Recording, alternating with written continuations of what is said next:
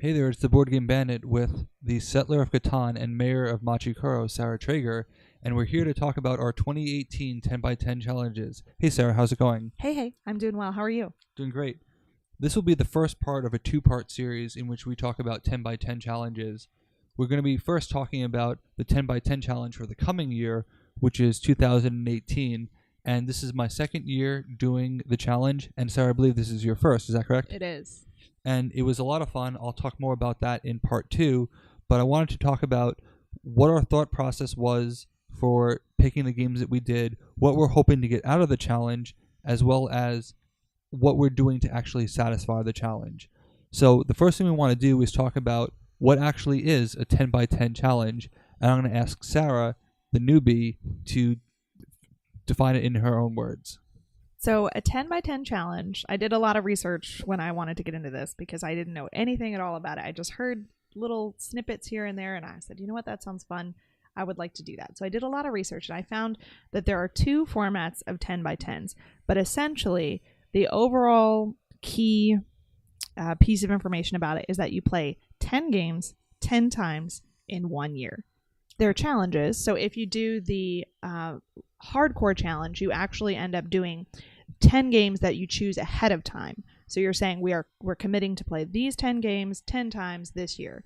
If you do the challenge that's not quite as hardcore, they allow you to choose after the fact. So you track all the plays you make throughout the year, and at the end of it, you say, okay, well, we ended up playing this one game 10 times, so that counts as one of them, that kind of thing. I'll be doing the hardcore challenge. What are you going to be doing, Jim? I'll also be doing the hardcore challenge. And because I don't know any better, I'm once again going to make it harder by trying to play with the same person. So I've assigned 10 games and 10 people. You're one of them. You should know that because you asked to be. And the whole point about a 10x10 challenge is to basically fight against the cult of the new, which always chases the latest and greatest games, and to really go deep into the games that you have and enjoy them. And I felt like part of that included enjoying them with the same people over and over again to see how that changes a game. Because certain games, if you're just playing with a new person, the enjoyment level is not going to be the same. And I think that really inspired this year's list. I think it's interesting that you make that distinction because when I was doing some of my research, I came across this article on the Board Game Geek website, and they were talking about 10x10s in general, and I think it was referencing the 2017 10x10. So there's a challenge that you could do. You earn a badge on Board Game Geek for doing it, and they were talking about 10x10s in general. And then some of the other research that I did for mine, I came up with some additional information, and I'm trying to find it here, I found some descriptions and some quotes and stuff like that about 10x10s. And so this actually hits on what you just said about the cult of the new. There was a quote on Board Game Geek about a 10x10 challenge, and it said, as a counterpoint to the cult of new, this challenge encourages people to play each game several times to explore and experience them in depth. There is no rush to find the optimum strategy on your first play or read all the cards beforehand. Instead, each play reveals something more and something different. You get to try various strategies, and everyone's strategies evolve with their understanding and learning of the game. If you're tired of constantly learning new rules when running after the latest hotness, never really learning various strategies to any game, and needing to relearn the rules of old games because it's been too long since they were played, this is the challenge for you. So I think that part of that points to what you were saying about playing with the same group of people. It says that you can try different strategies, and everyone's strategies will evolve with their understanding and learning of the game. So that to me points to the fact that they intended to have the challenge played the same game with the same people over, the length of the challenge. I myself didn't decide to go in that direction. I'm actually going to be playing with different people, just basically pick up games with whoever I can get to play with me without being too bothersome to people about that. And part of the reason that I didn't lock down certain groups of people was because I feel like it will be a bit of a challenge for me to accomplish this as it is. and I didn't want to further constrict my ability to complete the challenge by saying it had to be with certain people. I totally understand that, and I'll be talking more about that in part 2, so I don't want to go into it now. But one thing I do want to make clear is that this is not easy to do. For anyone who thinks, oh, 10 games 10 times, that's a cakewalk. No, it's not. Unless you're picking things that are guarantees, in which case I challenge whether or not it's an actual challenge. You're going to find that this gets very difficult because it's not always about what you want to play. It's subject to who are you with, what games did you bring, what are people in the mood for. You don't want to be the person who's constantly picking what you play.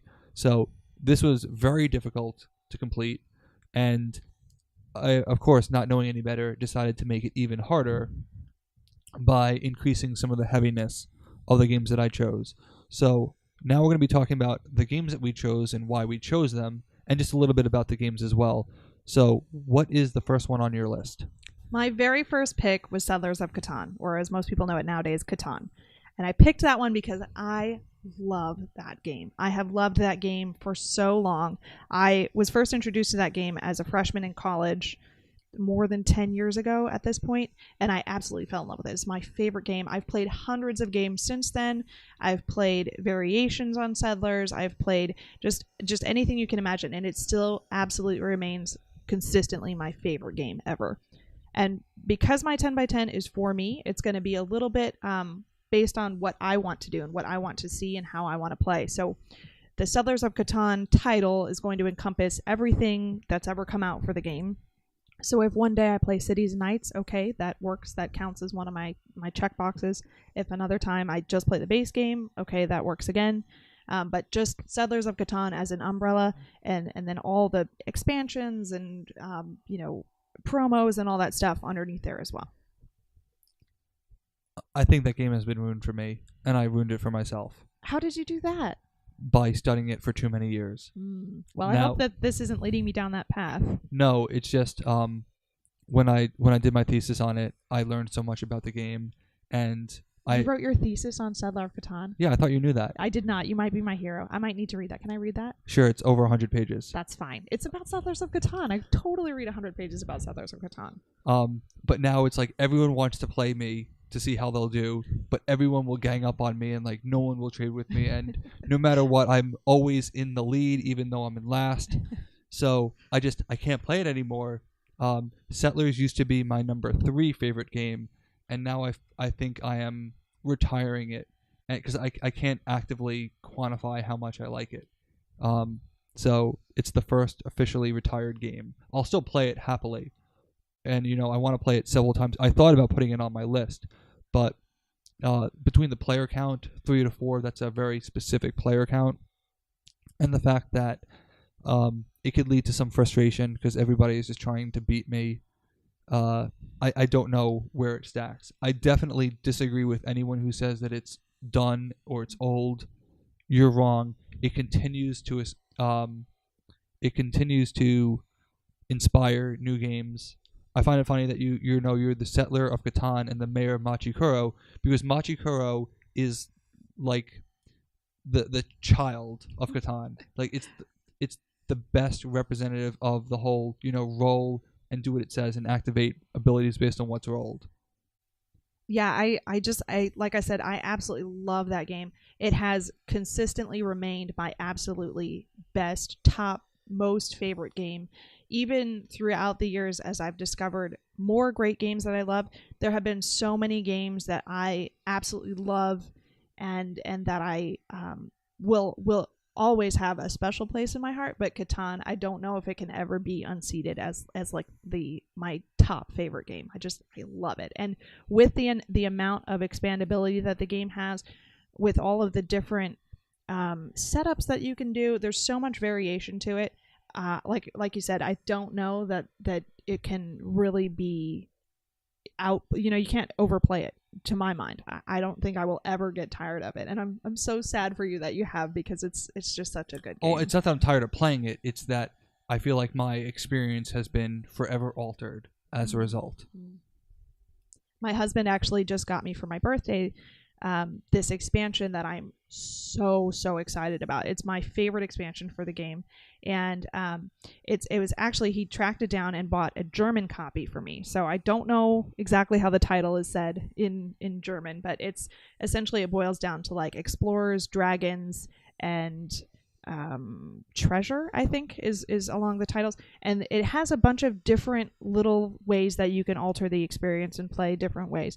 But my favorite one is actually a combination of the base game, Cities and Knights, and Seafarers, and then this dragon expansion. And what you do is you build a mainland of Catan, you build a sea, and then you build an island. And on the island there are dragons, and they're protecting these treasures. So on the mainland, you start your settlements, and you build your armies. So you build knights and that kind of thing, and boats. And then you ferry your knights over to the island where all the dragons live, and the knights fight the dragon for their treasure. And it's so much fun, and I'm really excited to be playing that one some this year too. Wow, that is very different from the original. But still, there's nothing wrong with that. So my first game is one that most people, I would wager, have not heard of, because no one seems to be talking about this game. It's called Conquest of Sparrows. It's by Grey Fox Games, and I bought it for $5 at Gen Con, and it was the only game that I bought at that convention. Everybody is buying, the latest and greatest stuff, and I bought this $5 thing that was on clearance that came with an expansion that they were basically begging to get rid of. And, I bought it because it was $5 and because no one was talking about it. And you take a chance on something at that low of a price. But this game is actually really interesting. I've only played it once, and that makes it a great candidate for a 10x10 because it has a number of things that I would look for in a game. It has factions, which means that it's going to be a different play style each game, and I think that's great. There's a lot of variable player powers in the game, and the interesting thing about Conquest of Sparrows is that it's a tiny area control game. When you think of area control, you think of these big boards. But this is something that comes in like a Citadel-sized box, and the area of control is on cards. And the game doesn't do anything particularly new. In fact, it does a ton of mechanisms, but they just work together. There's area control, there's hand management, there's variable player powers. There is non-deterministic scoring where there are public objectives and there are private objectives, and you get 3 private objectives and you pick one to score, and they cover a number of different things about the game. So I remember playing this with someone and thinking, why in the world is he doing that? That doesn't make any...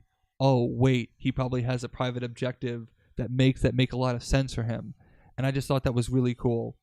So I'm excited to see how this game that no one is talking about, Conquest of Sparrows, actually fares over the long haul. What would be your second game? My second game is actually Pandemic Legacy Season 2.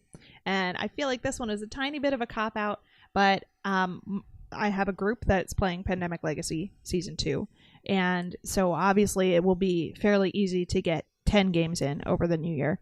But I also chose this one with a little bit of intentionality because I played Pandemic Legacy Season 1, and the group that I played with was great, and we had a lot of fun, but it started to get to the point where it was very much of a drag to try to get together and actually play the games.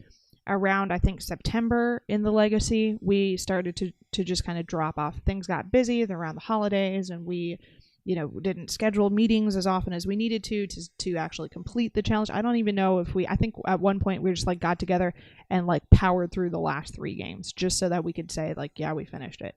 And I really, really enjoyed a lot of the aspects of the Legacy style version of Pandemic, and I didn't want it to become a chore again this time around. So I said, I'm going to put it as part of my 10x10, and so hopefully I can get more games in, and hopefully do that in a manner that remains fun and doesn't become part of a chore. Now, this being my first 10x10, I'm probably showing some ignorance here because I've heard that overall, any game you put on your 10x10 eventually starts to feel like a chore. But I'm hoping that actually counteracts the feeling that we had with the first season of Legacy. So I'm going to skip ahead a couple of entries. My second one is Pandemic Legacy Season 1. So I don't think it's a cop-out. I think it's a great opportunity. From what I'm very late to the game on this, and it's purely because I could not pick who my 3 other players are going to be. Even though I've said on numerous occasions that I'm terrible at Pandemic, I do really like the game, and I think that this is a fantastic idea. I just couldn't figure out who I wanted to share because it's a one-time experience, so you have to pick your friends very carefully. I still actually have an open spot, and we don't know what we're going to do about it, but I do have it. I have the Season 1 Red Edition, which is way better than the Blue Edition, and we'll be starting soon, and I'm excited about that. So for all the things that Sarah said, I'm just a little bit behind, so I'm doing Season 1 instead of Season 2. I really love the legacy style games. I think even though it's a one-time use thing, you play 12, 15 times, that's it. Then you have to buy a new one if you want to play again. I just really love legacy style games. I think that it is so much fun, and the experience is so immersive. There are themes that can be really immersive, and there are games that execute immersion really well, but legacy style games drop you right into the middle of these scenarios, and it feels so immersive. You feel like you're right there in the middle of whatever theme is going on, and they're just so much fun. The discovery aspects of the game, as you play, you discover more and more things. I just absolutely love Legacy. I can't wait to see how that genre grows and evolves over time. So number 3. My number 3 is the Arkham Horror Living card game. I'm a little bit hesitant about this one. I'm not sure that this is going to go well. I started buying up all the Arkham Horror LCG stuff when it came out. I was looking for that type of game to get into, and I liked the theme, and I heard that they were executing this game really beautifully. So I bought my core set, I bought all the expansions that have ever come out for it, I bought upgraded tokens, I bought everything you can imagine for this game. And I sound a little weary because it's exhausting. I have all this stuff. I have it all organized. I have it all ready to go, ready to be played. I continue to, buy the chapter packs or the scenario packs as they come out. I just keep investing time and money and effort into this game, but I don't play. I've played a handful of times, and it's beyond the point where it either needs to become a game that I play or a game that I stop paying attention to. Because to continue to throw money and effort and time at this game, if I'm never going to play it, that's just so wasteful. I don't want to do that. So I need to start playing, and I'm hoping that it being on my 10 by 10 will help me to start doing that. But I am a little bit hesitant because I have put together some decks. I have played a few times, and while I thoroughly enjoy the thought of playing this game, I'm not actually sure that I enjoy playing the game. The last time that I played, I actually quit halfway through, and I never quit anything halfway through, but I quit halfway through. I was tired of, just mentally tired of trying to figure out the game. And I was on one of the most basic levels of the game. It wasn't supposed to be exceedingly challenging or anything like that, but it was just such kind of an overwhelming experience that I wasn't really enjoying it, and I wasn't having a good time, and it was time consuming, and it was mentally draining. So I was just like, you know what, I'm just going to walk away for a little while. And so I hope that I really genuinely want to get into this game, especially since I've invested so much into it at this point. I really want to get into it. I really want to enjoy it. So I figure 10 shots, 10 times is plenty of a chance to give this game. If I don't like it by the end of the 10 by 10, well, then I'll move on. But I really would like to start to appreciate this one. It's interesting because right now that's the number 18 on Board Game Geek, and I've actually seen it a little bit higher than that, I think. And I know Netrunner was also in the top 10 for a while. It seems odd that a living card game that has so much upkeep would be so highly rated. I haven't checked it out myself because I avoid living card games for every single reason that you mentioned. It's a really smart thing to do. But I'm just surprised because that one shot up out of nowhere. It came out, I think, in 2016, and it's been holding its own. And I know Dara put it on hers as well. So, I'm hoping I can avoid playing with somebody because I don't want to get dragged in with everybody else. There's an event going to be held at one of the stores where I work It's actually an organized play event from Fantasy Flight, the makers of Arkham. It's called Invocation, and it is it's basically an event like you'd have for any other game with prizes and participation prizes and that kind of stuff. And it will be coming up, I believe, in January. And I'm hoping that I can get some games under my belt before then. Just you can play this game solo, so I want to try playing solo a few times before the Invocation event, so that when I go to the Invocation event, I can enjoy myself. I'm not a drag to the more experienced players, that kind of thing. And hopefully some of the enthusiasm of the community will wear off on me, and maybe some of the fun of the game will finally seep through the mental paralysis that it causes, and hopefully that'll be a good kickstart for me to get on my Arkham Horror bent. My third game is Elysium, and I really enjoy this game, but I kind of have made a pact with Eric and Justin, some commentators who have been on the podcast before, that this is one of the games that we will only play with people who have played it. It's like, oh, you've played Elysium? We'll come into this secret door and you can play with us. Because this game is a nightmare to explain. The rules are actually very straightforward once you get the hang of it, but getting the hang of it can sometimes take half the game, and it's just so prone to making a mistake in getting rid of the wrong worker that people can just feel like they're doing random things and not have an idea of what cards to get. And there's so much analysis paralysis that, waiting for everybody, when a card gets flipped, for everybody to read what the card says and try and figure out what it does, it can make it really difficult. So I'm very much looking forward to playing this with pretty much the same 3 or 4 people exclusively. It's like, if you want to play, have someone else teach you, and then once you know, then you can get invited to the inner circle. It's a fantastic game.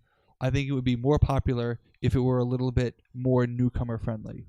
Even with the base set, they have a newcomer set. They say for your first game, use these 5 gods. That still, there's a lot of analysis paralysis for people, and that there's for the cards and which card do I take given on which workers I have and which worker everybody else has.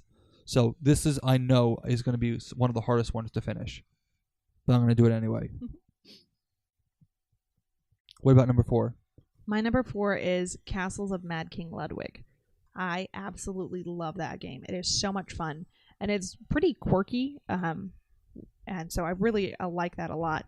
And I have only played maybe a half a dozen or so times, but I've never had a bad experience. Never once. Not with playing with people who were less than ideal to play with, not with having strategies myself that were less than ideal to play with.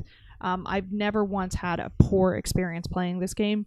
So I'm really excited to delve into it a little bit more and to kind of explore some strategies and some deeper levels of this game. And I'm also using this one a little bit as an incentive for me because there is a expansion for Castles of Mad King Ludwig that I've wanted for a long time called the Secrets expansion.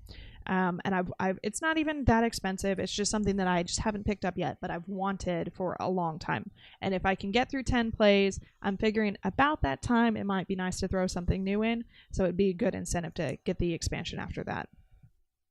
I haven't had a chance to play that one. I know it looks like a lot of fun because it's very much about the physicality of the game and the actual construction of the castle.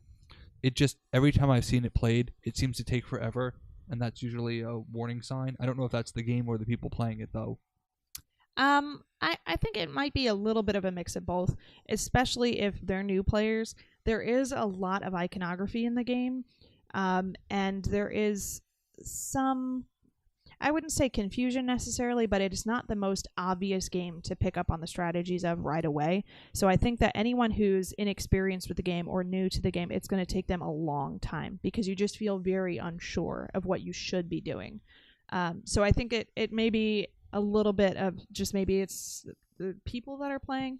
But I could also see that if you're, if you really wanted to be an in-depth thinker and think, very strategically, it could take a little bit longer. But I feel like it's kind of a light, fun game.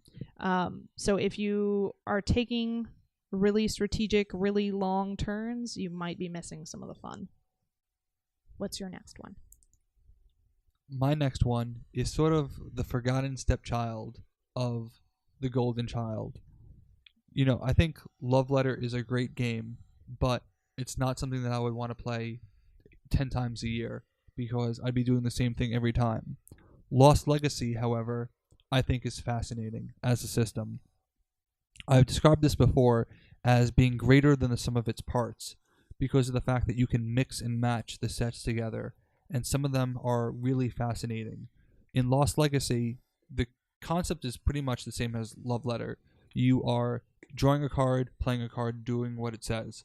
You can win by eliminating all your other opponents, or you can find the Lost Legacy. And there's an area in front of all the players that may contain it, or it may be in front of another player, and the numbers on the card determine the investigation order. Well, the various cards can either give you information, obscure information, or just try and eliminate people, or increase your chances of finding it. And there's so much variability in this game. I have the first 4 chronicles. There is a secret 5th chronicle that shipped with like a big game box night that I haven't been able to track down, but for the most part they all work really well together. There's one set that I don't think combines well just because it turns it into a points-based game, and those cards are meaningless unless you're playing for points. But I just think that this is a much better alternative. It can also scale up to 6 players, which makes finding the Lost Legacy much more important because it's hard to knock out 6 different people. And I've had great success with teaching people the game. It's a small footprint because you can just bring all the things in a single carrying case. I actually got a carrying case specifically so that I could bring it with me at all times. And I'm just excited to see, can I come up with some combinations of games that I would recommend to people. Like if you want one where you will eliminate other people, this is the set for you. If you want to use the sneak attack, which says if somebody looks at your hand, they die instead, that card's hysterical. This is the set for you. So I just think there's a lot of, even though I've played with all the sets, there's still so much more to mine in all of them, and that's why it's on my list. And I'm only counting campaigns. I'm not counting like an actual 5-minute game because that would be over in a day. That sounds fun. I haven't played that one. I've seen it before, but I haven't played. It does sound like a little bit of a step up from Love Letter. It just didn't get nearly the attention that it deserves. That's unfortunate. Yeah. So, number 5. My number 5 is Flashpoint Fire Rescue. It's a co-op game about a structure that's on fire, typically a house, but in some of the expansions it can be other things. And you are working to save survivors before the structure collapses. It's really fun. I played my first time earlier this year with a group of people who come to the store where I work. They were playing and they were like, "Hey, do you want to jump in?" And I was like, "Sure, it looks fun." And I actually had a great time. And one of the companies that I represent had pretty much everything that's ever come out for the game, and they were willing to ship it to me if I fulfilled some commitments with them. So I said, sure, like this would be a good way to get started on the whole series. Send me everything you got, and let's see what we have. And so they sent me the base game. They sent me, I think, 3 of the map packs, and they sent me 1 of the big box expansions, and then this the little veteran rescue dog characters. So I have everything for it. And I at this point now I've played it a couple of times and it's still held up. So I said, you know what, it wasn't a fluke. It's going to be a genuinely fun experience. And with so many different expansions and variations and that kind of thing, even if it does get a little old, then I can throw in something to freshen it up a little bit. And I'm excited about this one because I think it is the only co-op game on my list aside from the legacy style games like Pandemic Legacy and the Arkham Horror. It's the only truly cooperative game that I have on the list, and that's okay with me. That's a good ratio, I think, because cooperative is not my favorite thing in the world, but I do think that if you're looking to have kind of a more peaceful resolution to your games, that co-op is the way to go. And with so much other competition going on being generated by the other 10x10 games that I've chosen, it'll be nice to have a little bit of a break from direct head-to-head competition. Yeah, I agree with what you're saying about co-op, and that's a little bit of a theme on mine too. My number 5 is Mystic Vale. Now, I've owned this game for a while. I've only played it at Gen Con because I just haven't had a chance to bring it to the table here, despite having it for about a year and a half. But when I first heard about this game, and I heard about it before it had come out, I felt like this game was meant specifically for me. That's how much I love the concept of it. The idea of it's deck building, but you can create your own cards, and that there are consequences to what you put into your deck. Even before I knew what the game actually was, the idea of crafting your cards just fascinated me. And I bought it, but for whatever reason, I just couldn't. I think maybe I wanted to be careful about who I was playing it with because of, concerns about the fragility of sleeves and making sure that they don't tear. But when I finally did play it, I fell in love with it. I never busted once, which was great. That is quite an accomplishment. Well, because I hoarded all the cards that had trees on them. The growth symbol, the growth symbols. Mm-hmm. So it's a good strategy. I would stop, and it's like, okay, I'm satisfied with my turn. I wasn't, trying to push my luck too much. And I played with the avatars. I'm not sure which expansion it is, where you have a starting character that has a special power, and I've heard mixed things about that. I actually did like the idea, although I had like a ridiculous score for a demo. People thought I was lying when I said that I had scored like 74 points in an abbreviated game, but I showed them all the power tokens, and I just never busted. So I'm excited to play that for real, and I feel like there's a lot of content there that, like you said, you can, as it starts to get stale, you can just add more stuff. I really love Mystic Vale. Deck building is my all-time favorite mechanic of any game, and I think having the deck building mechanic, but in it almost like a deconstructed format where you actually build cards instead of a deck, I think that that brings the deck building. What I like about the deck building, it brings it to almost like a microscopic level, and it's so much fun, and it's so challenging. When I play Mystic Vale, it is one of the few games that I actually don't necessarily play against my opponents, where I just kind of play against myself. And I just love that game. It's such an incredible game, and like you said, there are some expansions out for it. So anything, there's a little bit of a problem with runaways and the first game. Runaway leads in the first, the base game, but some of the expansions correct that. The expansions actually bring in so much more to the game. There's this anecdote that I actually tell people when I'm showing this game off at work, is that the designer of Mystic Vale came to AEG, the publishers of the game, with this grand idea for this huge concept of a game. And they said, it's fantastic, we love it, it's too much. You have to start out smaller. You're trying to shove way too much down people's throats. You got to start small, and we'll expand from there. And so they released Mystic Vale, and they released the first expansion, and it involved some of the very core mechanics and some cards was all that came out in the first expansion. And then in the second expansion, they introduced the leader cards, which are one of the things that he wanted to initially incorporate. So that kind of changes up the mechanics a little bit. Then the next expansion was just more cards, and they're going to be doing this. They have this whole release schedule laid out where every so often they're going to be including a big box expansion, which will have a literal game-changing mechanics in the expansions. And I'm so excited to see what the final product is, but I'm glad we get to experience it in little itsy-bitsy bite-sized pieces. I think it's going to be a really fun adventure. And it makes it more modular, which is always a good thing as expansions. It's interesting what you said about not playing against other people, because I've heard many people say that as a negative about Mystic Vale, but I was totally paying attention to what other people were doing, because I would say, all right, I know that I don't need to get that card this turn because he can't, unless he went through his entire deck, he can't get it. So I'm going to buy this, and I'm going to buy this, and then I'm going to go for that on the next turn. And that's how I basically blew everybody out of the water. I think for me personally, the challenge is, when you sit down to play a competitive game, to my mind, that means you're playing against the people that you're playing with.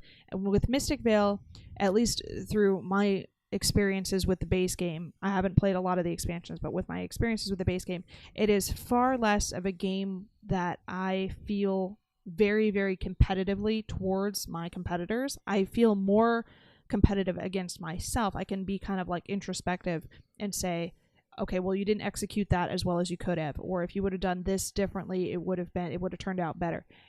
But it does it in a way that I don't feel like I had a bad experience or I, totally failed or anything. It's still fun. So I really enjoy that because I can compete with myself, and some of that angst that sometimes occurs in me when I compete against other people, that I can direct towards me instead of others. And I like that. I think that's a nice, it fills a niche in my gaming collection that it does not filled that way by many other games. That's great. Well, we're 5 down, 5 to go. What's your number 6? My number 6 is Seven Wonders Duel. Should have been my number 7, I guess. Huh? Seven Wonders Duel. And I picked Seven Wonders Duel because it's a 2-player game. So I figured getting games in, it's actually my all-time favorite 2-player game. I have Desert Island games. Those are like the top 5 games that I would pick if I was stranded on a desert island with someone to play games with, which sounds kind of wonderful. But it's one of my desert island games. So if I was trapped on a desert island and I only had a handful of games at my disposal, Seven Wonders Duel would absolutely be one of them. I think it is such a solid experience, and it's just really fun. You can play relatively quickly. My husband and I play this game, and sometimes we don't even necessarily talk or really interact very much. We'll just sit down in 20 minutes, we'll play around to the game, and it's fun and it's relaxing and it's light, but there's also a depth of strategy to it that isn't, Exploding Kittens or Uno or something like that. I really, really like this one, and I'm excited that this one's on my list, particularly because it being a 2-player game, you get a little bit more of an intimate experience playing with someone else than you would if it was, a larger count game. I amazingly have never played that. And it's so good. I'm going to. I know I will eventually. It's so good. I'd love to show it to you. It's I actually played Seven Wonders, and I was like, oh, that's cool. Maybe one day I'll add that to my collection. And then I played Seven Wonders Duel, and I bought it that day because it was just that good. I just don't have the opportunity to play 2-player games very often, which is something that will come up very shortly. So my number 6 is Sagrada. Now, the way that this game was originally explained to me, albeit it was incorrect, I didn't really get what all the fuss was about. Then I went and read the rule book, and I said, okay, the actual game, this is a great game. I was playing it. I played it as a demo in Gen Con for about 5 minutes with someone who was holding a baby, and he really wasn't paying attention. And he was inadvertently hate drafting every dice that I needed. Unintentionally? While picking random things. That's a poor experience. Yeah. But when I read the rule book, I'm like, this is a fantastic game. This is in the same vein as Karuba and Dimension, and I'm going to be showing this game to a lot of people. Yeah, Sagrada is a beautiful game, not just physically, but throughout its rules. It's just beautiful. It's so self-contained. It's so tucked in. There's no loose ends. There's no, well, this could be a little bit better, or that could have been executed differently, or it's just perfect in my opinion. It's a very good game. I think it does suffer a little bit at the 2-player count, but I think it is a really fun game and gorgeous. What is your number 7? My number 7 should have been Seven Wonders Duel. But it's actually Clank. And again, this is going to be one that I kind of use as an umbrella. I'm using the Clank umbrella to... Clank in Space and Sunken Treasures. Yep, exactly. So when I reference Clank, it's going to be any one of the Clanks that are currently out, and maybe, fingers crossed, future Clanks as well. I doubt we'll get any this year. But I really love Clank as a game. I think it is one of the games that has best implemented deck building as the mechanic of a board game instead of just as its own card game mechanic. And I think it's really fun. They implement the theme where you're on this adventure really well, and I just really enjoy that one. I think I have a lot of fun with that game, which is a kind of an underlying theme in my overall 10x10 choices. Is just that I wanted fun experiences, things that I consider to be fun and I have a good time with. And so I'm excited to play that one. I love deck building, and I think that, like I said, this one implements the deck building mechanic really well. It went down to the wire. I should have mentioned that I pick one mechanic per game. Okay. So Mystic Veil or Clank. Mystic Veil had been in my collection longer, and so I went with Mystic Veil. Well, again, I'd be happy to play Clank with you sometime. I love that game. Yeah, I have it too, and it's great. I just didn't. If I wasn't careful, I could easily do an entire 10x10 of deck builders. So. Yeah, I actually, like I said, I had never done a 10x10 before this year. And when I was doing some of my research, one of the little tidbits that kept constantly popping up, people suggested not to focus too much on one particular type of game, one type of mechanic, because you're going to get bored really fast. And I think that that's good advice, but like I said, I'm picking games that I have a lot of fun with, so this one is going to be a lot of fun, I think. My number 7 is the other Inner Circle game that is on the list, and that is Seasons. If you don't know how to play Seasons, I don't really want to be the one to teach you. This game is great. It was a nightmare to set up because, I have the cards all sorted by number, and then the first thing they say is, for your first game, give the following cards to player 1, like 1, 4, 6. Now there's 2 copies of every card, so like player 3 gets the other copy of card number 5, and they also get 12 and 18, and so like all the cards 1 through 30 get divvied up to different people to create different combos. And it took us at least 20-25 minutes to divvy out the cards, and it took me forever to sort them back. So I'm just not going to do that anymore. It's intermediate or advanced only. But this game was great. This game made me feel like I was playing Magic the Gathering with dice drafting. And it's described as a take that game, and I didn't really see from the rules how that would be a take that, but it is absolutely a take that game. I remember playing with Eric, and he cost me 80 points over the course of the game and ended up beating me by like 3 or 4 because he had just stolen so much over the course of the game. The intro decks that they give you, there's a different type of deck, and one of them is just really, really antagonize your opponents.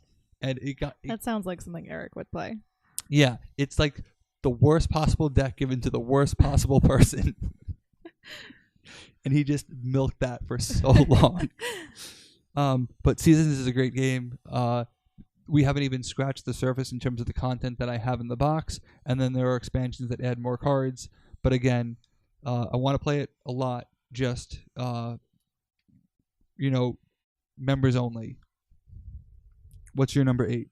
My number 8 is one that I'm not as excited about as some of my others, and it's Machi Koro. Machi Koro is not even like in my top probably 25 or more favorite games. I think it's a good game and I think it's solid, but I think that it's just not a game that I necessarily always have a great time playing.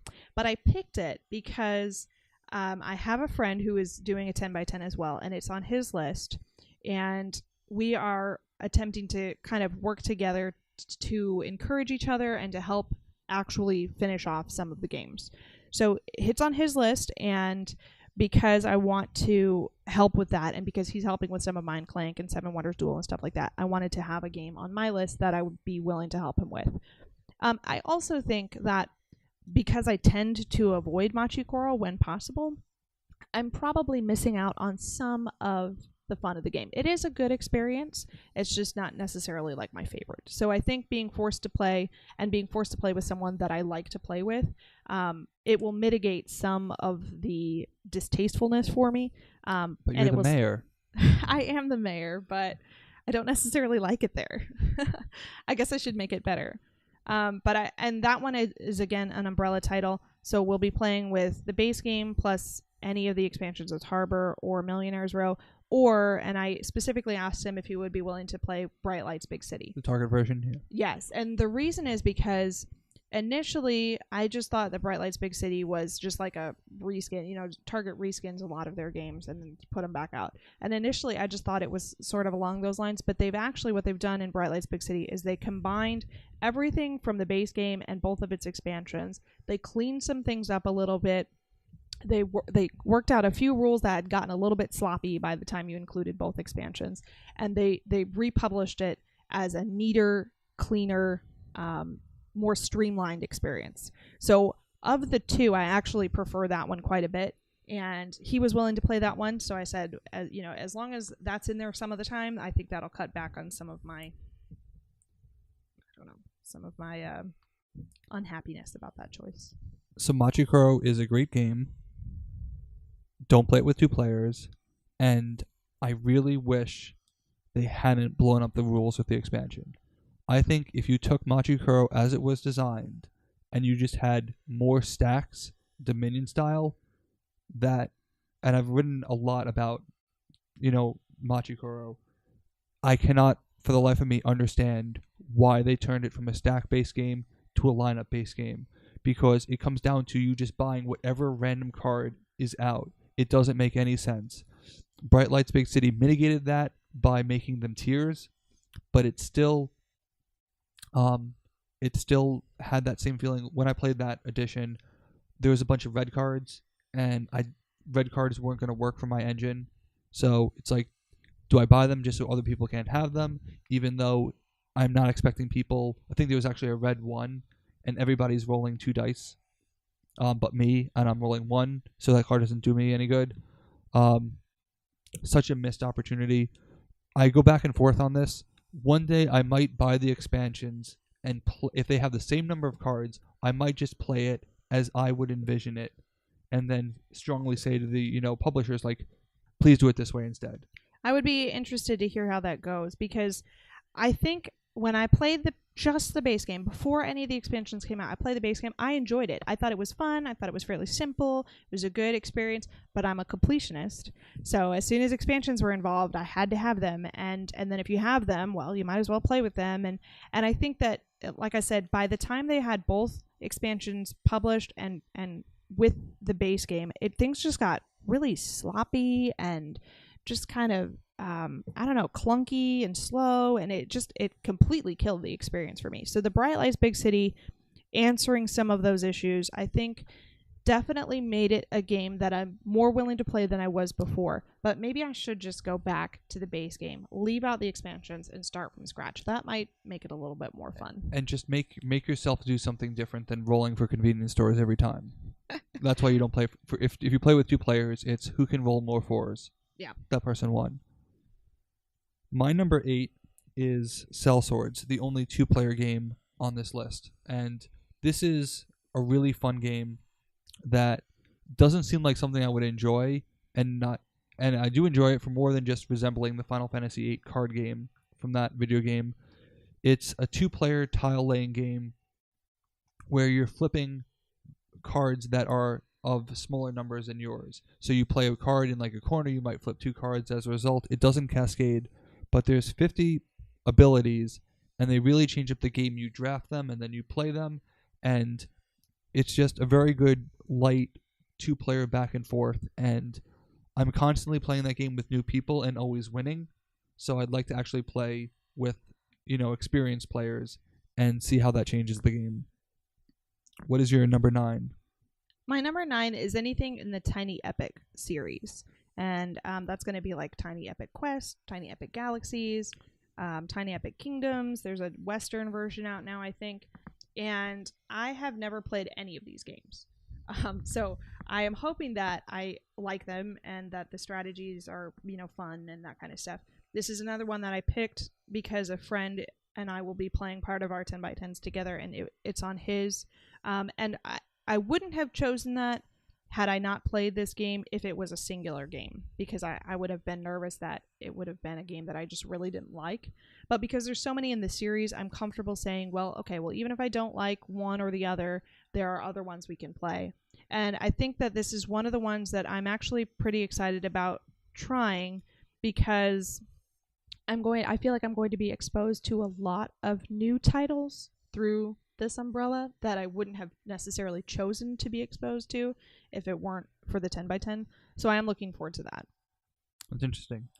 My number 9 is my only non-legacy cooperative game, and it's the only game I don't actually own, and that's Space Alert. This is the type of game that really should be on a 10x10 because it's similar to Magic Maze in that there are modules that scale the difficulty up, and the person I'll be playing this with has only ever really done the training missions with people. And that's hard because it's a high price point for a game, and if you're constantly doing the tutorial, that's gotta drive you nuts. So I thought it would be fun to do this one. It's a cooperative programming game done in real time, where there's so much to pay attention to that, at a certain point in time, you need to press this button to fire a rocket that will hit an enemy ship like 3 cycles away. Well, if you forget to press the button, then the ship isn't where you think it is when you fire the lasers, and everything doesn't go according to plan. So I want to work through the first 10 levels, and I'm excited about that. And it would be drastically different from most things that I played, and I really like that. This is a toss-up between Space Alert and Magic Maze, but I wanted to feature Space Alert because it was older, and I had never heard of it before I played it, and Magic Maze was the new one, and I thought that I would defer to the old. I really enjoy Magic Maze quite a bit. I think it forces people to play in a manner that we're not really accustomed to at this point. We're usually allowed to communicate. We're usually allowed to talk. And in a lot of cooperative games, which Magic Maze is, you're encouraged to communicate and to talk and to discuss. So I think that if you play Magic Maze with people who recognize, hey, we have to find a different way to communicate than by talking, I think it can be a really, really cool experience. Yeah, I think it's a great game. I just think that, with a high player count, all I can do is move left. Where in Space Alert, I'm responsible for like an entire area of the board. Yeah, and I think as a 2-player, you said you're playing it as a 2-player, right? No, I'm probably gonna play it with 4. Oh, okay. Because if you don't play it with 4, there's a dummy 4th player, which we played with in the past. Although I'm not gonna be the leader on this one. I'm gonna defer to my friend on that. But there also are points of radio silence where the game will say, "Okay, stop talking," and then everybody has to just do their own thing, cooperatively programming. And it's a lot more complicated than just moving up or left. Yeah, that sounds fun. I think that's better suited to a 10x10 than maybe Magic Maze would be, because Magic Maze is just a little simplistic. So trying to play that over and over again might get a little tiring. And the difficulty here will be finding time and a place to do it, because it can get a little loud because there is an actual soundtrack or an app. So what is the final game on your 10x10? I cheated a little bit. The final game on my 10x10 is actually a group of games, and it's any unplayed games. So unplayed games that I have in my personal library of games, I bought them or acquired them and have never once ever played them. I have a significant number of these games, and I'm going to be a little bit vain or whatever here and say I didn't necessarily pay money for all these games. It's not like I just bought a bunch of stuff and then just never ever used it. A lot of these games came in, companies sent them to me, or people gave them to me, or I acquired them in some way other than actually paying for them. I didn't steal them. But a lot of games in my collection, they get sent to me, or they show up and I'm like, okay, I'll deal with that at some other point in time. And then, they'll sit on the shelf and sit on the shelf and sit on the shelf. Or a lot of times when my husband and I, we were in a very bad habit of, we would see a game, we would like the way that it looked, we would read up on the rules, we'd, watch a video here or there, whatever. And if it looked like something we might enjoy, we would just buy it. And so we have a decent collection of games that we've never once even taken out of the box necessarily. And I think that is shameful. So, I am really excited to see what's in my own collection that I haven't even discovered yet. I don't even know what's there necessarily, and I'm excited to kind of explore that. The one that I'm most excited about is this game. It's an out-of-print game from Days of Wonder called Mystery Express, and it's like this whodunit on rails, I think is the tagline, and I am so excited to explore that game. It has so many aspects of things that I like. It has trains, it has a murder mystery, it has just some beautiful artwork, and I'm really excited to experience that one and to go through it and see how it plays and that kind of thing. So that game is one of my most prized possessions in life. I've mentioned this. This is probably the fourth time it's come up on the podcast that my wife got me that for our first year anniversary, and I love that game. I can be terrible at it. I don't care. It's extremely difficult. It is extremely unique. I think people weren't ready for it back then, and I will do everything in my power to get that game reprinted. I'm happy that you have a copy. I really hope you didn't get it for free. Then I might be upset with you. I did not. That one I paid quite a bit for. It's a fantastic game, and I think to your original point, the whole point of avoiding the cult of the new is it's less about acquiring and it's more about playing. So I think playing what you've already acquired is in the spirit. Thanks. That makes me feel a little bit better. My number 10 has a little bit of a caveat. It is my favorite game, and for only the second time in my life, I'm actually changing what my favorite game is. It's finally happened. Smash Up has overtaken Dominion. To be fair, it's more like Smash Up stayed great and Dominion self-imploded. But still, you got to give credit where credit is due. At this point in time, I would rather play Smash Up than Dominion. And I really want to emphasize how upset I am with you, Dominion. I'm going to do an entire segment on that later on. But to make this avoid being too easy, because 2 days ago, I played Smash Up 8 times in a day. To prevent that, I'm only counting the underpowered factions. So that way it forces me to use all the content. I could easily just be superhero princesses or superhero rock stars and knock out 10 games. It's possible that I played Smash Up 100 times in 2017. It's probably around 80. It's possible it's 100. So I'm only counting specific entries to make sure that, and there's nothing wrong with, playing a game that you love 10 times. I just don't want to make it too easy because, again, if I started 2 days ago, I'd be 8% done on day one, and that would be a little too easy. I'm happy that you picked a game that I know you love. I don't think that I appreciate Smash Up enough to play it even 80 times. That's a lot of times. Well, you'll be playing it at least 3 times because that's your game. That's Okay. your game on the list. All right. You agreed to that. I can handle 3. 3 sounds fun. I actually have a couple of alternates. Do you have any alternates?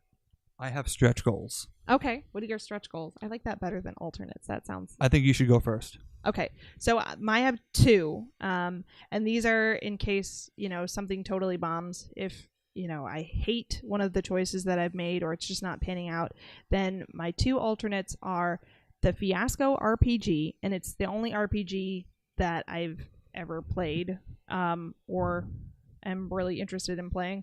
And it's definitely the only RPG on the list.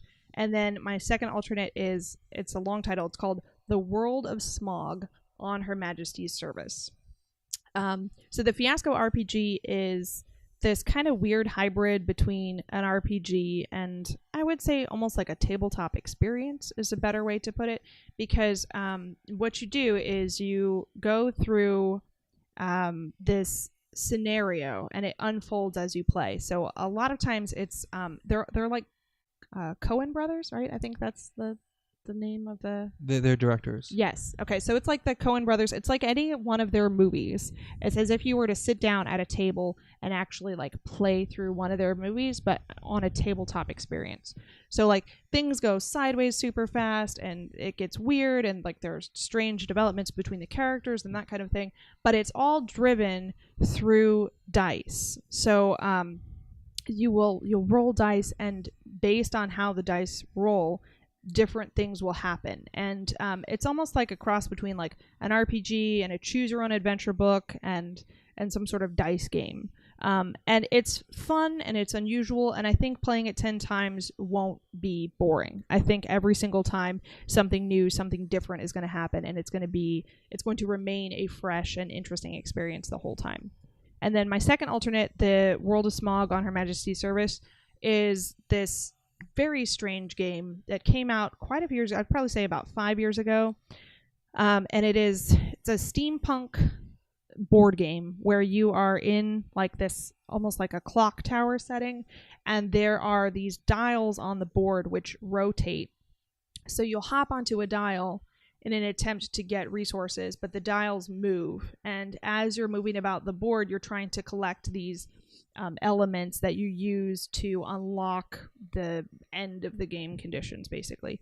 And I'm sorry if that it's not exactly right. I haven't played it for a while, but I've played it a handful of times. It was really fun. It was really interesting. It was very unique, and it's one of those games where I feel like I have an undiscovered strategy waiting for me to discover it.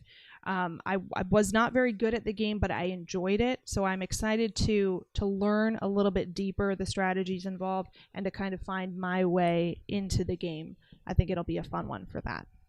Hopefully, as an alternate, it won't get unplayed. It'll pop in every once in a while.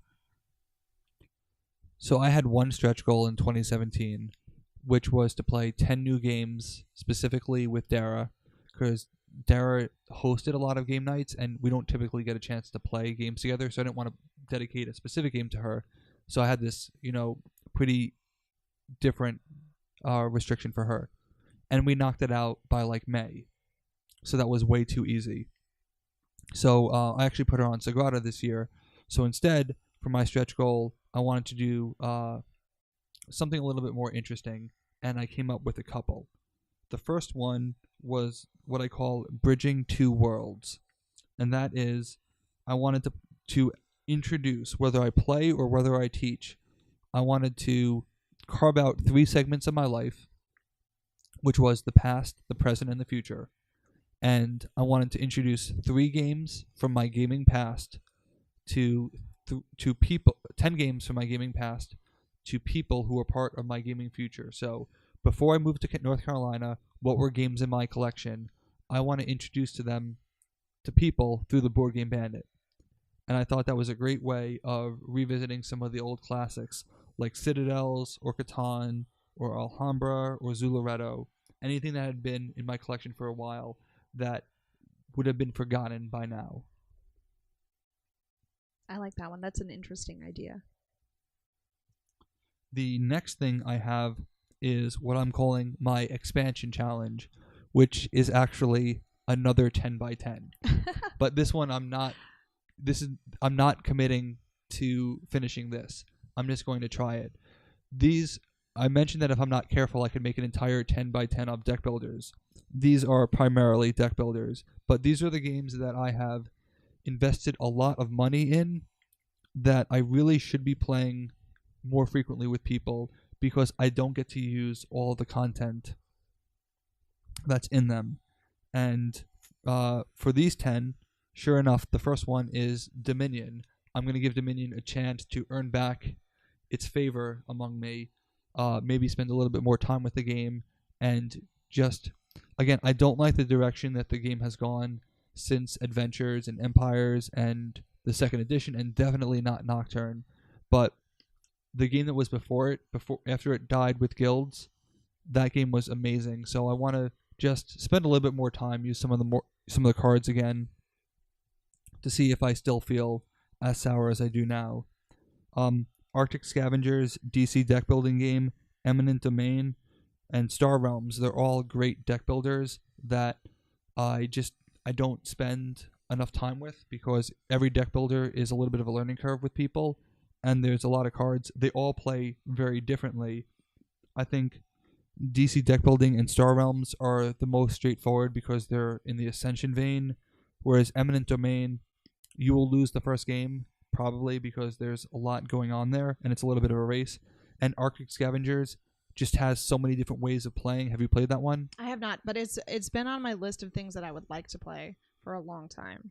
Well, I'd be happy to show you. It's a game that's hard to be good at, because it adds a lot of misdirection because there are these contested resources, and any excess cards that you have, you can put towards fighting for the contested resource. So you could put down your entire hand, because sometimes it rotates who knows what the resource is, and the resource may be good or bad for you. So you could put down your entire hand, and it's like, oh, this is a really good resource, I want it. And that will bait the other person into putting down their entire hand instead of building their deck. When it turns out you have absolute garbage in your hand, and you're just interesting. You're punting your turn to trick the other person into punting their turn. Very interesting. Yeah. This was one that I had to wait to come back into print. I played it when it first came out. I really enjoyed it, but it went out of print and I couldn't get a copy. It finally came back and I got it. Others on the list are Kingdom Builder, which last year was my 4th favorite game, and I just hate how people don't like that game, and I need to start campaigning for it. And I bought one of the expansions to there's a lot of replayability there. I'm going to do a separate video on Kingdom Builder just to show it. It's harder to talk about without actually seeing the board. Race for the Galaxy, I've said I will never teach that game again. I'm more inclined to be like, here's $7 for the app. Go play the app, and when you're experienced, then we can play. Just because that game is a nightmare to explain. Worse than Elysium and Seasons, because it's not only what do you do in the game, which is hard to figure out even if you know what all the cards do, just figuring out what the card does. At least Elysium gives you text like, this card does this thing. Here you have an eye, and it's got a little hand on the eye, and it's like, what does that mean? It means that you're going to look at an additional card, and you're going to draw an additional card. It's very straightforward. Time Stories was my other legacy style game. It was either going to be Time Stories or Pandemic Legacy. Again, I still haven't figured out who my other 3 for Time Stories are going to be, because Time Stories is another game that was made specifically for me. I love time travel. I just don't know who I want to experience that with. Mysterium is kind of the odd man out. I love that game. I have all the content for it, minus I think the banana promo card. Oh, I might be able to get you one of those. That would be awesome. I'm betting heavily on that game being popular in the future, and I really enjoy it. And the final game it's another deck builder, and it's the one that inspired this type of list, and that is Nightfall. Have you played Nightfall? I have not played Nightfall. So most of the time, I'm late to the party because I don't care about the latest and greatest stuff. But this game, I can legitimately claim I got shortly after it first came out. And I love this game. I got the rules wrong because I didn't understand it. It is a deck building game. It's by AEG. And it actually, I started to trust Smash Up, and I bought it because of my experience with Nightfall. Because I'm like, this is a great company, it seems like a similar game. Nightfall is a deck building game that's not really about the deck building. It's about, it's really hard to describe without talking in programming terms. Because that's what I see. I see it as a giant state machine. But you play cards that can be minions. Actions will resolve in their chain, and every card that gets played gets put onto a stack. So the last card played resolves first. So there are certain cards that do well when they're the first card played. There's certain cards that do well when they're the last card played. If you play your minions too early, cards that get played after that will blow them all up, and you'll have wasted your cards. And then you'll be defenseless because you're constantly attacking each other. The great thing about this game is that if you have 3 experienced player and 1 fourth player who's not experienced, that player will probably win because the 3 experienced players will just go after each other. And you have to be so careful about that. It's very hard to win because if you're not careful, you could leave yourself defenseless, and I've done this to the computer plenty of times. You send all of your minions because all you have to do is have the least amount of damage. You don't have to spread it out. You just have to be temporarily winning. And then all you have to do is attack someone to death. And then all of a sudden, you're winning 6-7 to 19. And that's a legitimate victory because you've starved the wound deck. and you've won. And I have 6 of the 7 expansions. I've mentioned many times that I would do some pretty non-legal things to acquire the Eastern Skies expansion. But I haven't used all the I love the game so much, but I haven't used at least 1/3, maybe half of the content that I have. And it can be a difficult game to explain to people. It can bring out the worst in people as well, because you are attacking people constantly. But it's just so much fun. It's in my top 10 favorite games of all time, and I really want to introduce more people to that. And I just got tired of looking at the box and saying, I wish I had more people who played this, because I play it with the same people over and over again, and it's just it's meant to be shared with the world. I think there's an interesting back and forth in board games. You show them to people because you love the game and you want more people to love the game, but you also show them a little bit selfishly, hoping that when people do love the game, you'll have somebody to play with, you know? Yeah, then that definitely fits into the mold. So those are our 2018 challenges. It's certainly going to be an ambitious year, and one of the paradoxes and what makes the challenge so hard is that, you know, by simply talking about these things, we're eating into our time to complete the challenge. So we're our own worst enemy then in trying to complete it. But I think it's great for gaming. I've encouraged a lot of my friends to do this, and I'm excited that you're doing it as well. I'm so excited too. I'm really looking forward to playing all the games, to playing the games with the people that I have chosen to play the games with and the people that I will organically play the games with. I think it's going to be really fun. Listeners, if you would like to do your own 10x10 and you're not sure how to get started, I have a post on my website. It's the Settler of Catan, mayorofmachicoro.com. It's all about my experiences coming into the 10x10 challenge as a person who's never done this before. So it's got all the information you need to know if you want to start your own 10x10. Some tips and tricks that I found from people all over the world on playing 10x10s and on how to choose your games and that kind of stuff. So if you want to do a 10x10 but you're not sure how to get started, check out that post. And you can also follow my progress as I play through my 10x10 on www.settlerofcatan.mayorofmachicoro.com. And I'll be posting regular updates on the Board Game Bandit as well. So we definitely want to share this journey with you. We're excited about it. And it'll be interesting to see how our opinions change. What games do we like more? What games do we like less? So thanks, Sarah. Thanks for having me. On the Board Game Bandit, and our game has just begun.